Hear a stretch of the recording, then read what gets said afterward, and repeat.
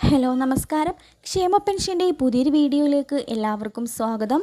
കടുത്ത സാമ്പത്തിക പ്രതിസന്ധിക്കിടെ ഈ മാസത്തെ ജീവനക്കാരുടെ കൂട്ടവിരമിക്കൽ കാരണം സംസ്ഥാന ധനവകുപ്പ് കണ്ടെത്തേണ്ടത് 9,000 കോടി രൂപ.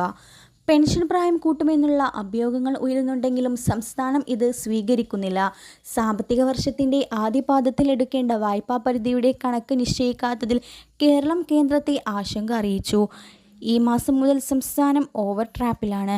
നടപ്പ് സാമ്പത്തിക വർഷം മുതൽ അതാത് മാസത്തെ പെൻഷൻ വിതരണം ചെയ്യുമെന്ന് അറിയിച്ചെങ്കിലും നടപടികളൊന്നും തന്നെ ഇതുവരെ തുടങ്ങിയിട്ടില്ല. ഇതിനെതിരെയാണ് കൂട്ടവിരമിക്കൽ. 16,000-ഓളം സർക്കാർ ജീവനക്കാർ സർവീസിൽ നിന്ന് പടിയിറങ്ങുമ്പോൾ ആനുകൂല്യങ്ങൾ തീർത്തു കൊടുക്കാൻ കണ്ടെത്തേണ്ടത് ഏകദേശം 9,000 കോടി രൂപയാണ്. പെൻഷൻ ആനുകൂല്യങ്ങൾക്കുള്ള നടപടിക്രമങ്ങൾ പൂർത്തിയാക്കാനുള്ള സാവകാശമാണ് ധനവകുപ്പിൻ്റെ പ്രതീക്ഷ. ഇതിനിടയിൽ ക്ഷേമ പെൻഷൻ കൂടി ചേർന്നാൽ 6 മാസത്തെ കുടിശ്ശികയാകും.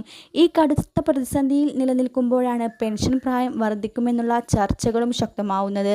ഔദ്യോഗിക ചർച്ചകളൊന്നും നടന്നില്ലെന്നാണ് ധനവകുപ്പിൻ്റെ വിശദീകരണം. സാമൂഹിക സുരക്ഷാ പെൻഷൻ പരമാവധി 2 മാസത്തെ 3,200 രൂപ നൽകുന്നതിന് വേണ്ടിയുള്ള നടപടിയിലേക്കാണ് സർക്കാർ.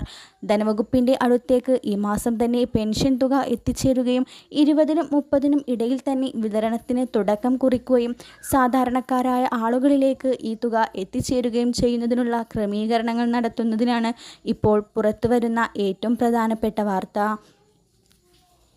സർക്കാർ സംബന്ധമായ എല്ലാ വിവരങ്ങളും ക്ഷേമ പെൻഷനുമായി ബന്ധപ്പെട്ട എല്ലാ അറിയിപ്പുകളും എല്ലാ ദിവസത്തെയും കൃത്യമായ അപ്ഡേറ്റുകൾ നിങ്ങളിലേക്ക് എത്തിക്കുന്നുണ്ട്. എല്ലാ ദിവസത്തെയും കൃത്യമായ അറിയിപ്പുകൾ നിങ്ങളിലേക്ക് എത്താൻ ഈ യൂട്യൂബ് ചാനൽ മറക്കാതെ സബ്സ്ക്രൈബ് ചെയ്യുക.